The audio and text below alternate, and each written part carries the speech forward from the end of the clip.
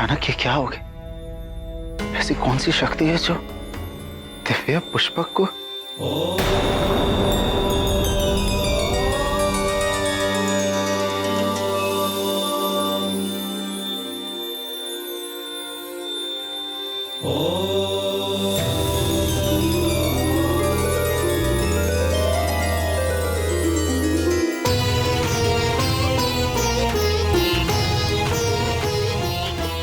ये तो कैलाश है, मेरे महादेव का निवास।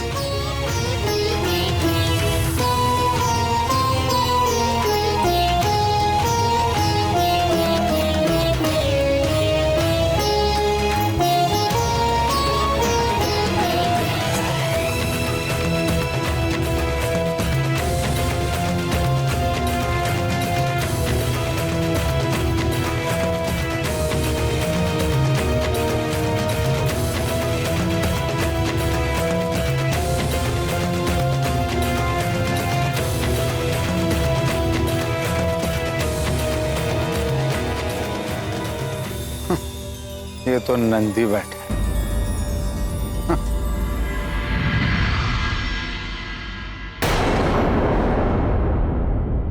ठहरिए।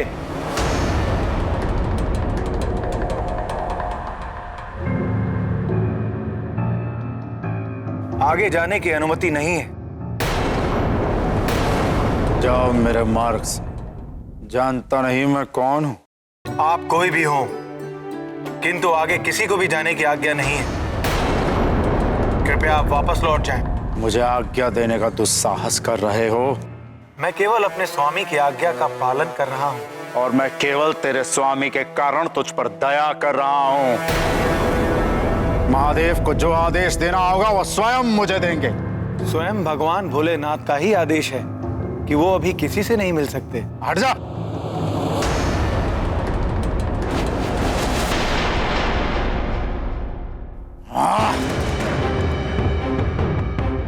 जानता नहीं तू क्या अपराध कर रहा है। महादेव के परम भक्त को उनसे मिलने से रोक रहा है। स्वयं को महादेव का बड़ा परम भक्त मानते हो और इतना भी नहीं समझते कि भक्त जब उपासना में हो तो भक्त और इष्ट के बीच में नहीं जाया करते और कैलाशपति के कैलाश में आकर अहंकार का त्याग नहीं करते। स्वयं एक मूढ़ पशु होकर मुझे शिक्षा दे रहा है। चल हट। भगवान भोलेनाथ अपने भक्तों के भाव को देखते हैं, उनके रूप रंग और आकार को नहीं। स्वयं को महादेव का सबसे बड़ा भक्त मानते हो तो ये कैसे भूल गए कि कैलाशपति महादेव का एक नाम पशुपति भी है। वे सृष्टि के सारे जीवों के अधिपति हैं और सृष्टि के सारे जीव उन्हीं की शरण में जाते हैं। मैं चाहूं तो अभी तुझे कठोर दंड देकर सदा के लिए शांत कर दूं, पर तेरे जैसे तुच्छ पशु से उलझकर मैं जगत में निंदा का पात्र नहीं बनना चाहता। तू मुझे मेरे आराध्य के दर्शन से नहीं रोक सकता। चल हट जा।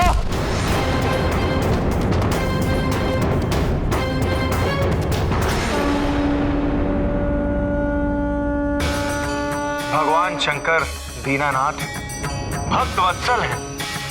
वो अपने भक्तों को दर्शन देने में स्वयं कभी भी विलंब नहीं करते, किंतु आज महादेव के दर्शन नहीं हो पाएंगे। इस मर्यादा को समझिए और वापस लौट जाइए।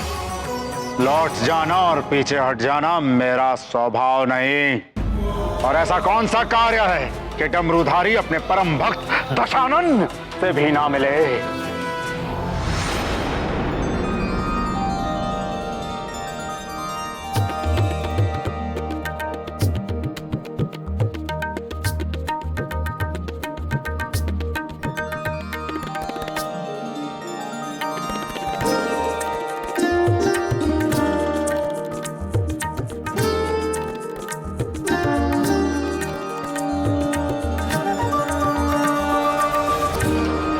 भगवान भूतपति माता जगदम्बा के साथ एकांत में क्रीड़ा मग्न है। इसी कारण कैलाश में किसी का भी प्रवेश वर्जित है।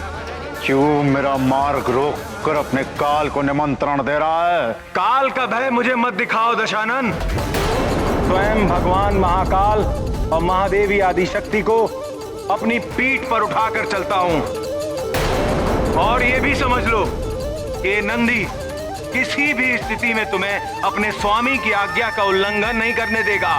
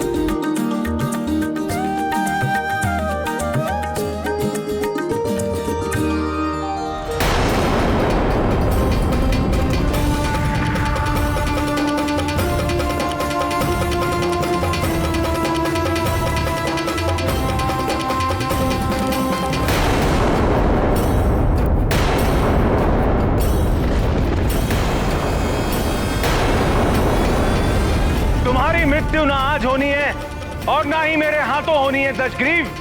तुम व्यर्थ ही मुझसे संघर्ष करके केवल महान पीड़ा के भागी बनोगे।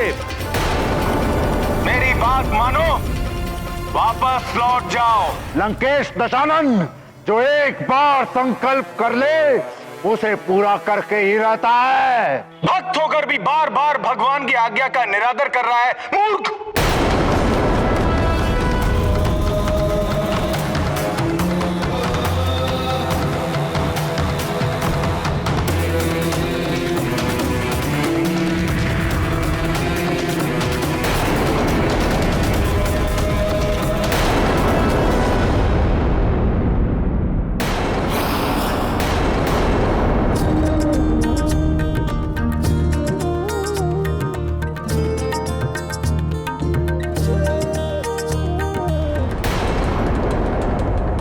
मैं तो तुझे बैल समझा था, पर तू बैल नहीं वानर है।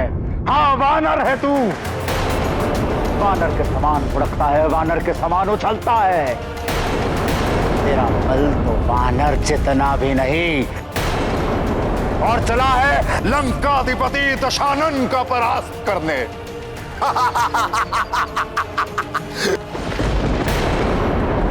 ये महादेव भी निराले हैं, किसी भी पात्र अपात्र को वरदान दे देते हैं, किसी को भी अपना गण बना लेते हैं। तेरे जैसे वानर बुद्धि को अपना द्वारपाल नियुक्त कर लेते हैं। बड़ा आया दशानन से युद्ध करने वाला। वानरों को तो मैं कीट पतंग भी नहीं समझता।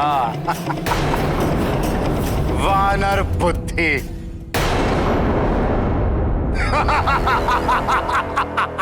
मैं तो प्रभु भोलेनाथ की आज्ञा का पालन कर रहा हूं, लेकिन तुम्हें इसमें वानर बुद्धि दिख रही है। तो सुनो दशानन, जिन वानरों को तुम इतना तुच्छ समझते हो, उन्हीं वानरों के सम्मुख तुम घुटने टेकने पे विवश हो जाओगे। तुम्हारा अहंकार, तुम्हारी कीर्ति और तुम्हारी प्रतिष्ठा सब उन्हीं वानरों के पैरों तले कुचला जाएगा।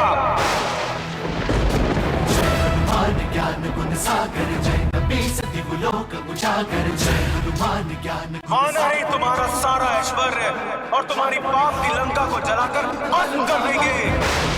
पवन सुत नामा महावीर विक्रम बजरंगी कुमति निवार सुमति के संगी जय हनुमान ज्ञान। तुम्हारे राक्षस कुल का सर्वनाश और तुम्हारी मृत्यु का प्रमुख साधन होंगे ये वानर।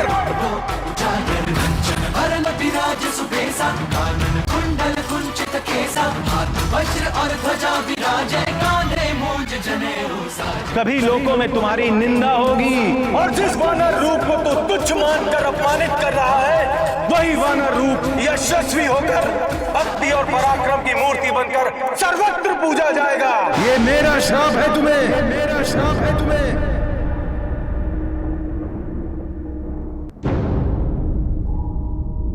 ये गूंज कैसी है प्राणनाथ? यह सत्य और न्याय की गूंज है प्राणप्रिय। हमारे सर्व समर्थ भक्त नंदी ने एक अशिष्ट को उचित दंड दिया। अपने परम प्रिय भक्त नंदी के इस वचन का मान रखने के लिए भगवान भोलेनाथ ने बजरंगबली हनुमान के रूप में जन्म लिया और मर्यादा पुरुषोत्तम श्री राम की वानर सेना का नेतृत्व किया और पाप की लंका जलाकर भस्म करने का वचन तो शिवांश महाबली हनुमान ने स्वयं ही निभाया। इस प्रसंग में एक और ध्यान देने योग्य बात है। वो क्या हृदयनाथ? यही कि भक्त और भगवान के मध्य कभी नहीं आना चाहिए, विशेषकर भक्त वत्सल भगवान भोलेनाथ और उनके परम सेवक नंदी महाराज के बीच तो भूल कर भी कभी नहीं। नंदीश्वर वृषभ रूप में भगवान महादेव के साथ शोभायमान है। जिस प्रकार गौ माता पृथ्वी का प्रतीक है, उसी प्रकार वृषभ रूप नंदी धर्म का प्रतीक है। भगवान भोलेनाथ सदैव धर्म के साथ हैं और धर्म निरंतर भगवान भोलेनाथ की सेवा में रहता है। इनके बीच में पड़ने का अर्थ है भगवान महेश्वर से होकर जो सनातन धर्म की धारा बहती है उसमें बाधा डालना। नंदी से ऐसा भयंकर शाप मिल जाने से तो रावण बहुत भयभीत हो गया होगा। भयभीत हो जाता तो कदाचित उसके कुछ पाप धुल जाते। उद्दंड रावण की बुद्धि को तो अहंकार और क्रोध का गुण लग गया था। अरे मोड़, तू ना आलसी बैल बन सका ना विधिवत वानर। तू क्या समझता है मैं तेरे तुच्छ शाप से घबरा जाऊंगा? वानरों से भयभीत होकर प्रार्थना क्षमा प्रार्थना करूंगा? तूने अभी मेरी शक्ति देखी नहीं है, परंतु तुझ पर बल का प्रयोग करके मैं अपनी शक्ति को व्यर्थ नहीं करना चाहूंगा। तेरा अस्तित्व तो वैसे भी तुच्छ और नगण्य है, पर अब मैं उसे अर्थहीन बना दूंगा।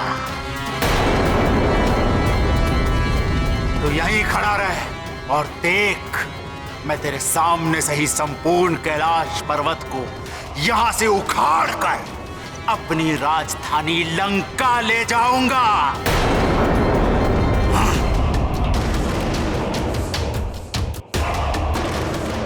हे महाकाल, मैंने इन्हें रोकने का बहुत प्रयत्न किया, अब आप ही हमारी सहायता करें प्रभु।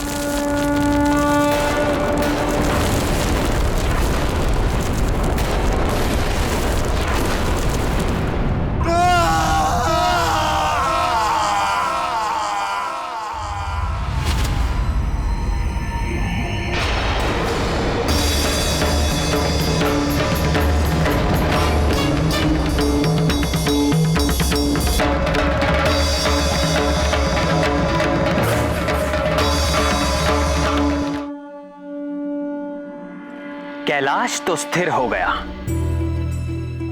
किंतु रावण के रोने चिल्लाने के स्वर के वेग से अन्य पर्वत हिलने लगे। समुद्र में ज्वार आ गया, तीनों लोकों के प्राणी कांप उठे, इंद्र आदि देवता तक विचलित हो गए। रावण हमारे आराध्य महादेव के पैर के अंगूठे का एक हल्का सा दबाव भी सहन न कर सका। नंदी के द्वारा दिए गए श्राप से रावण को उसका दंड मिल ही गया था। रावण उच्च स्वर में आर्तनाद करने लगा। आर्तनाद के लिए संस्कृत में रू धातु है, जिसका अर्थ होता है रोना। हाँ, ठीक कहा। रोना, चीखना, चिल्लाना।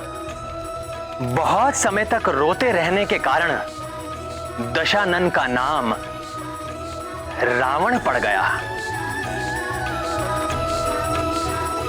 रोया, किंतु अपने अपराध को स्वीकार नहीं किया। अपराध स्वीकार किया और उसका प्रायश्चित भी किया।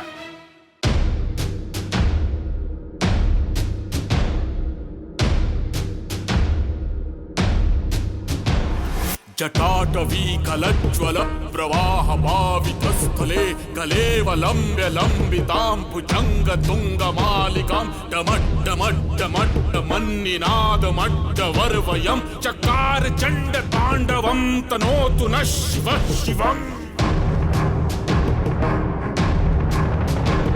जटाकटाह संभ्रम भ्रमन्निलिम्प निर्झरी विलोल वीचिवल्लरी विराजमान मूर्धनि धगद् धगद् धगज्ज्वलल्ललाट पट्ट पावके किशोर चन्द्रशेखरे रतिः प्रतिक्षणं मम।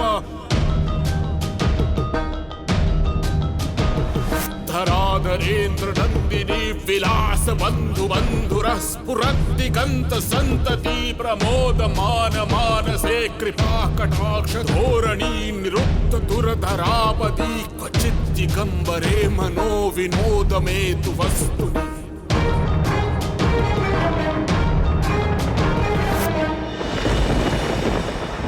इस प्रकार से रावण को रोते हुए 1 सहस्र वर्ष बीत गए। नंदी के अपमान से भगवान भोलेनाथ रावण से कितना कुपित हुए होंगे। भगवान भोलेनाथ अपने भोले भक्तों की पीड़ा और अपमान को तनिक भी सहन नहीं कर सकते। तो फिर दीनानाथ भोले बाबा का क्रोध कैसे शांत हुआ है दीनदयाल?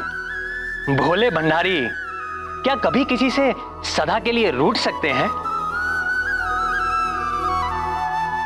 भोले बाबा तो जगत पिता हैं, वो कैसे किसी प्राणी के प्रति निष्ठुर हो सकते हैं?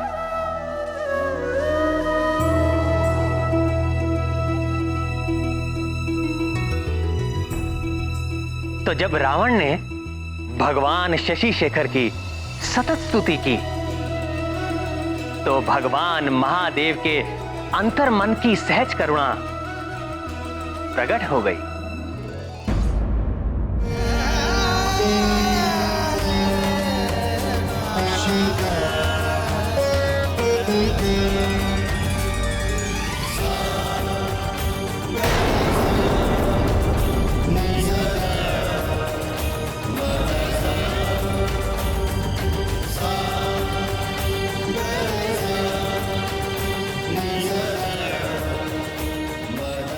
ओम नमः शिवाय।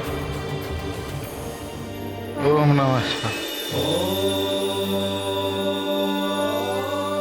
ओम नमः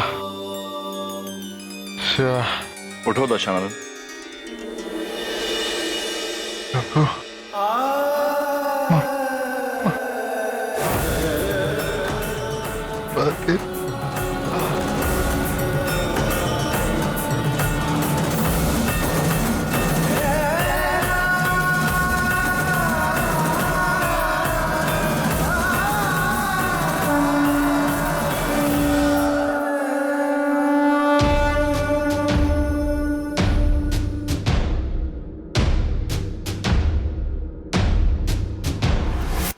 पाटवीकलज्ज्वल प्रवाह पावितस्थले कलेवलम्ब्य लम्बितां भुजङ्गतुङ्गमालिकां डमड्डमड्डमड्डमन्निनादमट्टवर्वयं चकार चण्डताण्डवं तनोतु नः शिवः शिवम्। जटाकटाह संभ्रम भ्रमन्निलिम्प निर्झरी विलोल वीचि वल्लरी विराजमान मूर्धनि धगद्धगद्धगज्ज्वलल्ललाट पट्ट पावके किशोर चन्द्रशेखरे रति प्रतिक्षणं मम।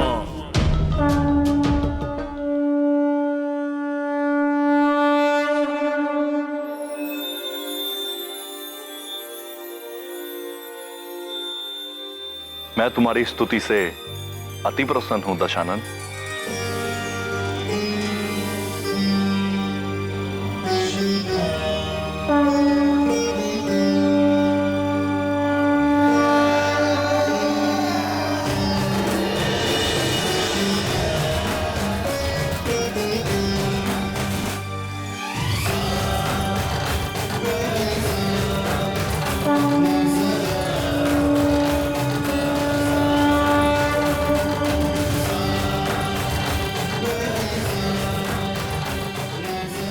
यह चंद्रहास खड़ग अजय है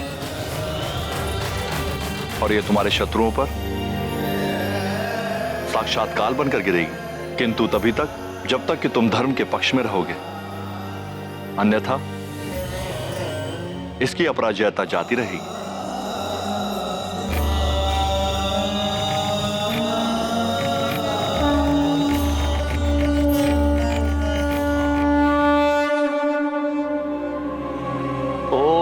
नमः शिवाय।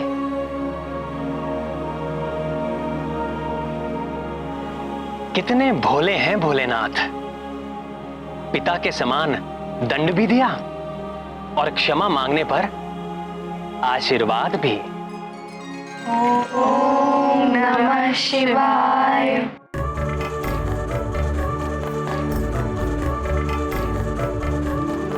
पर्वत संबंधित एक जगत प्रसिद्ध कथा हमारे संकट मोचन महाबली हनुमान की भी है, किंतु कितना अंतर है दोनों में। रावण का उद्देश्य केवल अपने अहंकार की स्थापना करना और हनुमान का उद्देश्य लोक कल्याण की भावना।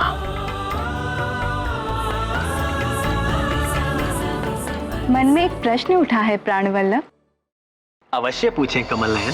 पुत्री यदि रावण के समान असभ्य हो तो उसे दंड से वश में किया जा सकता है, जैसे कि महादेव ने किया, किंतु पुत्री यदि हनुमान लला के समान अबोध और नटखट हो तो क्या करना चाहिए नाथ? हनुमान तो केवल राम नाम के वश में है और किसी उपाय से उन्हें वश में करना असंभव है, और बाल रूप का तो कहना ही क्या।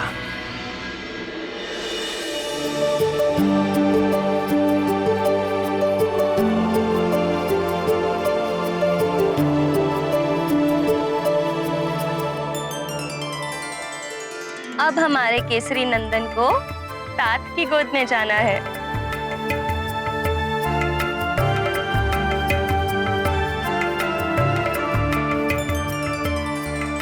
मैं गोद में ले तो लूं, लेकिन ये मेरे पास टिकेगा? बहुत चंचल है हमारा केसरी नंदन। दीजिए, इसे मुझे दीजिए, मैं इसे अभी सुला देती हूँ।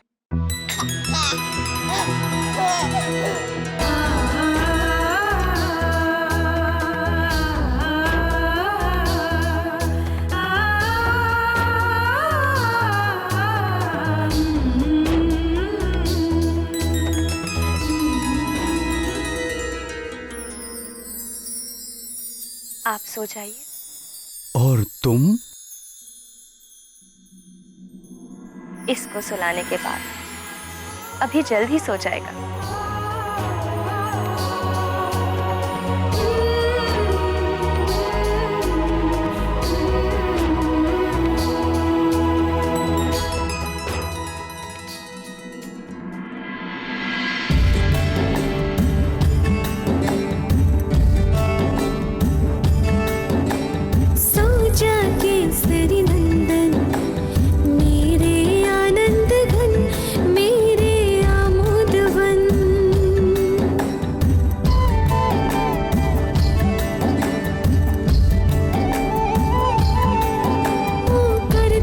छन छन यही कहता कंकन, माता करती वंदन, सो जा केसरी नंदन।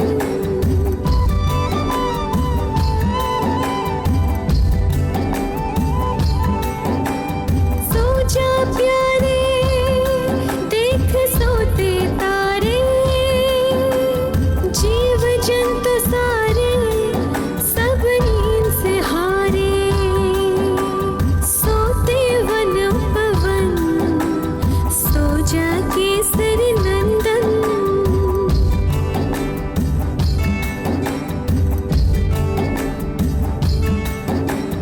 पहने चंदा चंचल तारों का वलकल, करे नींद से छल, नहीं सोता दो पल। हो शैया बना अनंत, सोते हैं नारायण। तू भी चल सो जा ओ केसरी नंदन, मेरे जीवन धन, सो जा केसरी नंदन।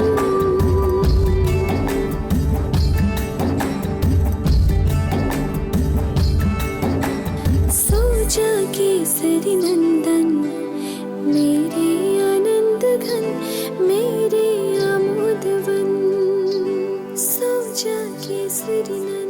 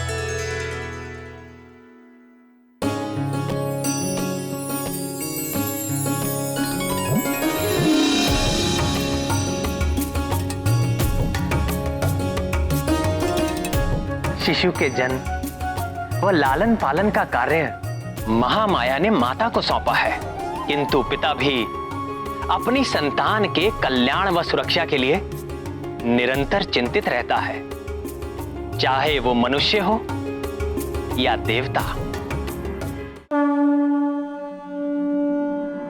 मेरा पुत्र, पवन पुत्र, हे केसरी नंदन, वानर राज केसरी और भगवान शंकर के साथ साथ तुम मुझे भी अपना पिता ही समझो पुत्र, क्योंकि तुम्हारे जन्म की प्रक्रिया में मेरी भी भूमिका है। भगवान शंभु की कृपा से नमामि शंभु, नमामि रुद्रम, नमामि पुरुषम पुराणम, नमामि सर्वम शिरसा नमामि।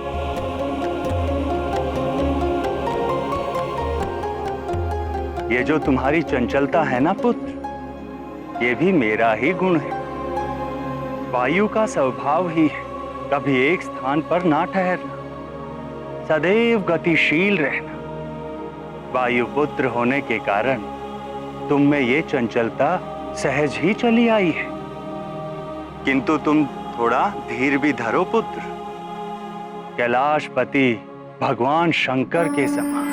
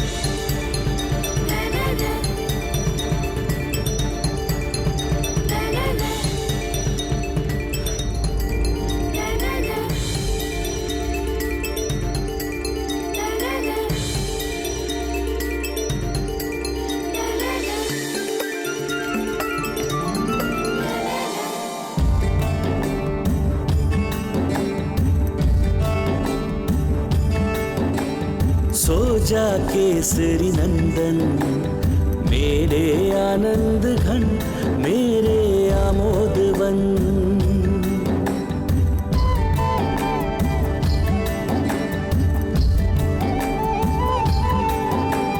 सो जा प्यारे, देख सोते तारे, जीव जंतु सारे सब नींद से हारे। सोते वन उपवन, सो जा केसरी नंदन।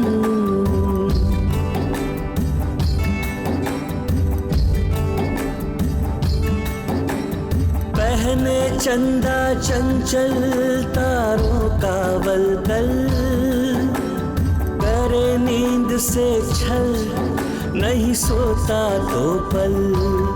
हो शैया बना अनंत, सोते हैं नारायण। तू भी चुप सो जा ओ केसरी नंदन, मेरे जीवन धन, सो जा समीर नंदन।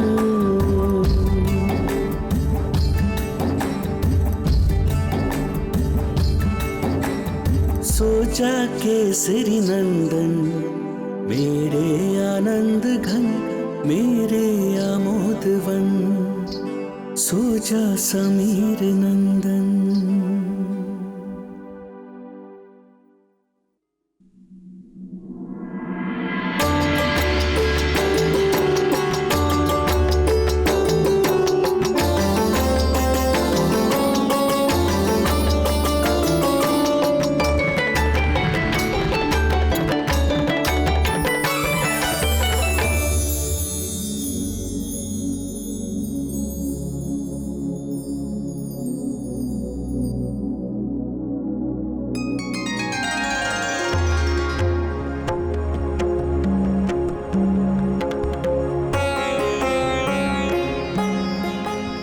प्रणाम महाराज।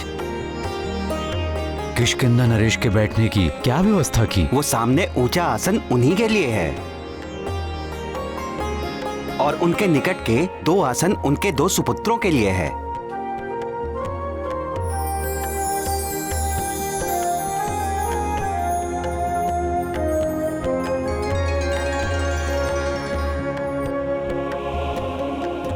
प्रणाम।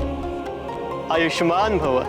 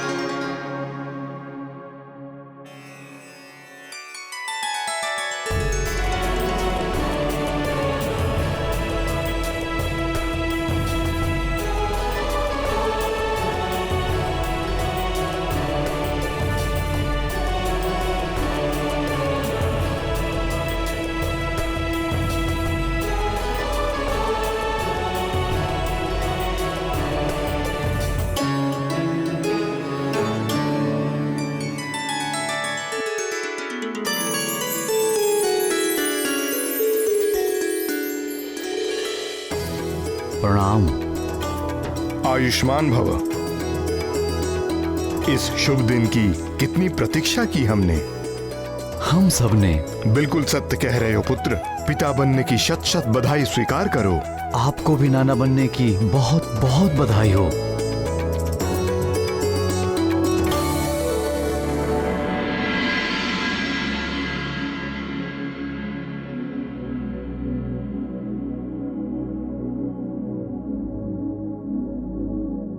आप अपने नाती को देखने के लिए व्यग्र हैं ना? आइए आपको उसके पास ले चलें।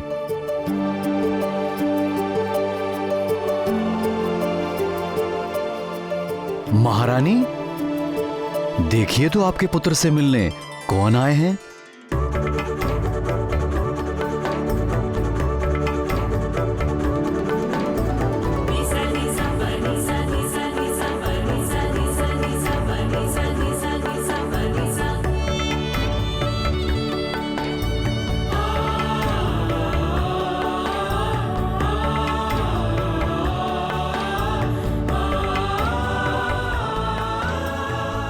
आयुष्मान भव।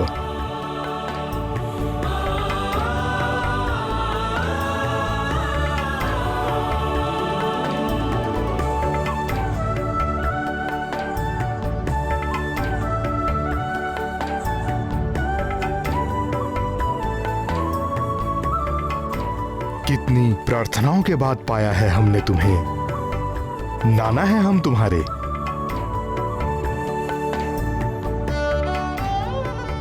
और ये तुम्हारी नानी।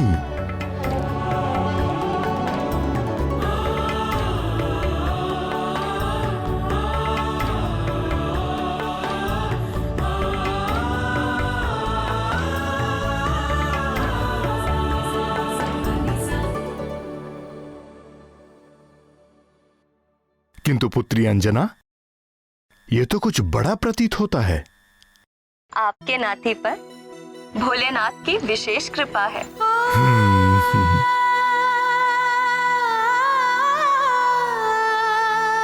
प्रणाम। प्रणाम। महारानी जी, युवराज के लिए षष्ठी का काजल बन गया है।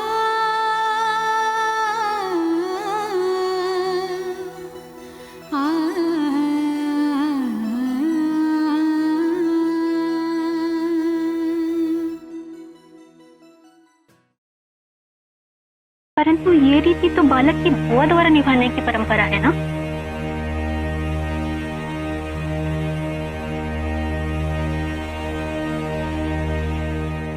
तो दाई माँ, आप ही लगा दीजिए काजल।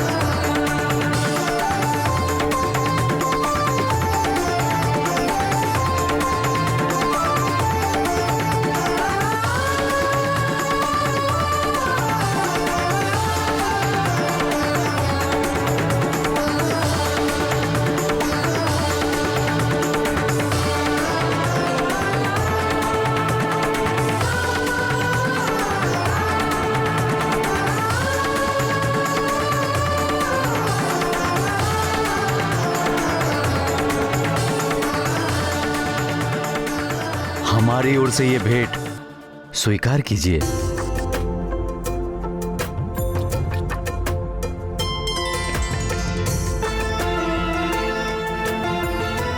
और मेरी तरफ से भी ये भेंट स्वीकार कीजिए।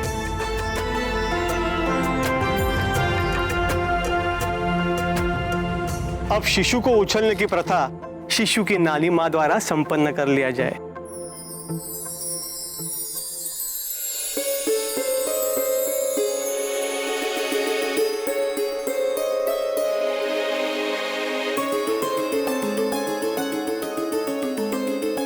इस प्रथा में शिशु को घर की किसी वरिष्ठ महिला द्वारा 6 बार उछाला जाता है। छठी में जगत जननी गौरी के स्मरण व पूजन के साथ देव सेनापति कार्तिकेय की अन्य माताओं अर्थात कृतिकाओं का भी स्मरण किया जाता है। किंतु अंजना और केसरी अचानक चिंतित क्यों हो गए प्राण वल्लभ?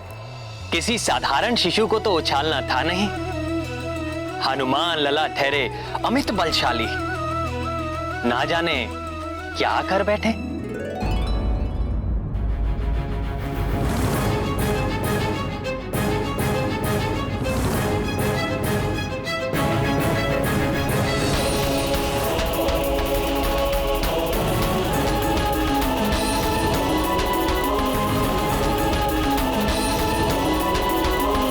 यदि आपकी अनुमति हो तो क्या ये कार्य मैं कर सकती हूँ?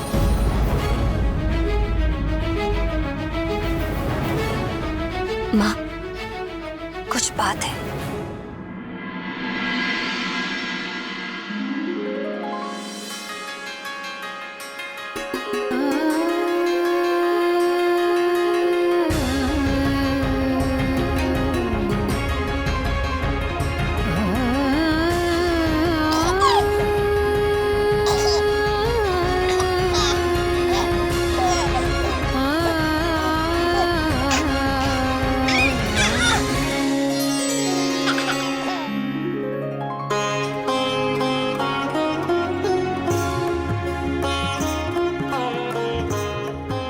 महाराज प्रणाम। किष्किंधा के यशस्वी नरेश वानराधीश सूर्यश्रेष्ठ ऋछराज पधारे हैं।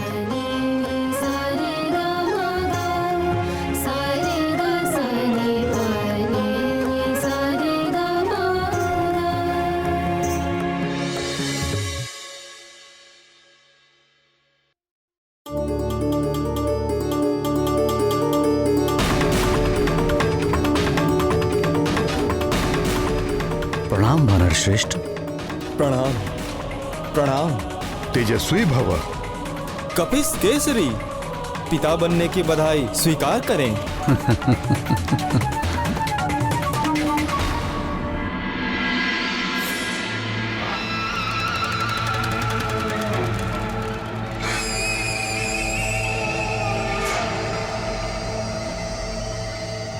किंतु स्मरण रहे, पुत्रों को संभालना बड़ा ही दुष्कर कार्य है, विशेषकर वानर पुत्रों को, जो स्वभाव से ही बहुत क्रीड़ा प्रिय और उदंड होते हैं।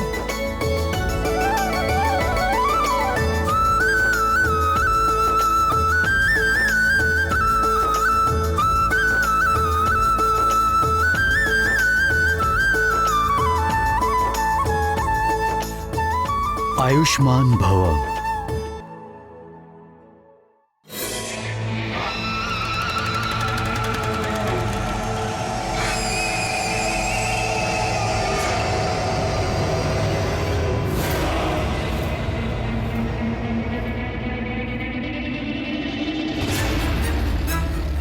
बड़ी विशेष प्रतीक्षा थी आप दोनों की। बड़ी कीर्ति सुनी है आप दोनों के बल और शौर्य की।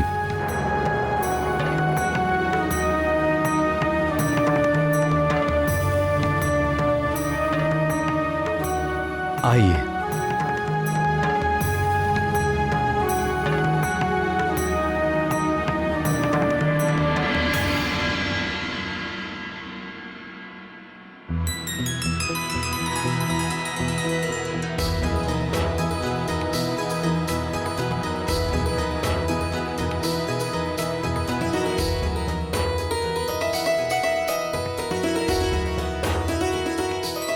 ये छोटी सी तुच्छ भेंट स्वीकार कीजिए। आपकी उपस्थिति ही हमारे लिए बहुत बड़ा उपहार है। आसन ग्रहण कीजिए।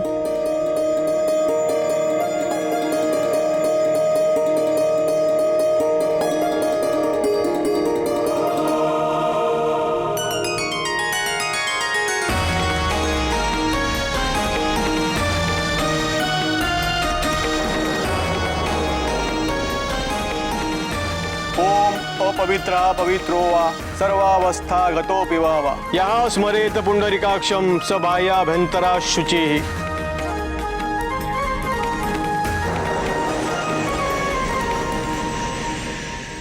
माँ, अब तात करेंगे हवन और लल्ला करेगा मंत्र श्रवण।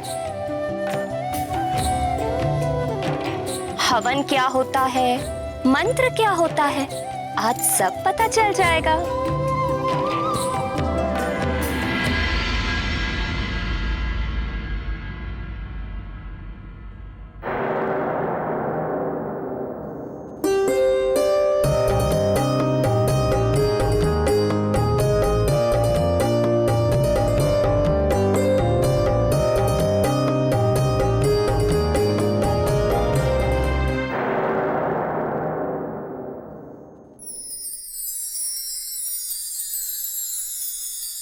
महारानी जी आइए।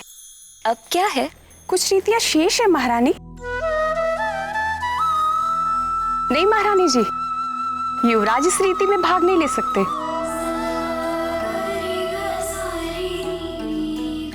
माता जी आप भी चलिए। बस थोड़ी सी प्रतीक्षा और तब तक लल्ला बैठेंगे इसी ठौर।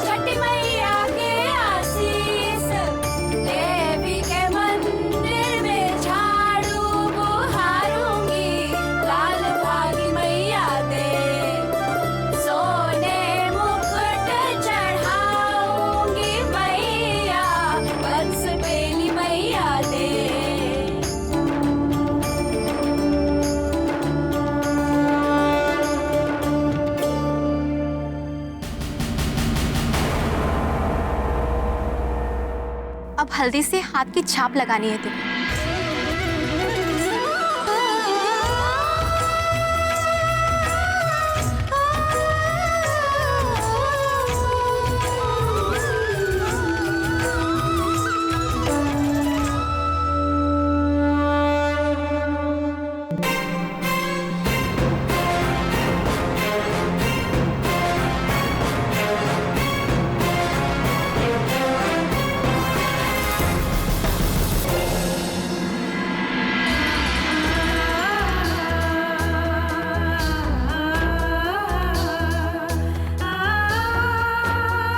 केसरी नंदन कहीं दिख नहीं रहा। उसे देखकर मन में कैसा आनंद उठता है, कैसी शीतलता आ जाती है।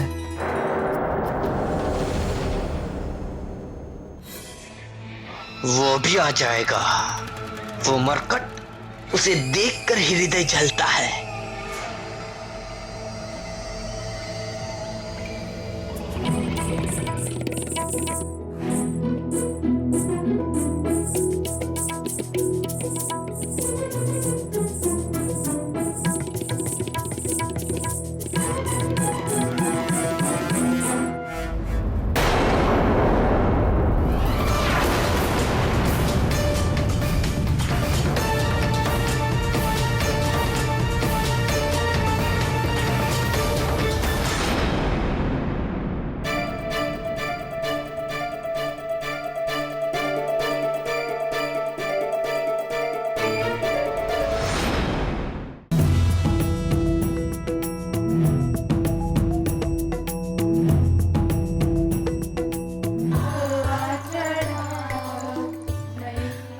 अब मिट्टी के इस कटोरे को पैर से फोड़ना है।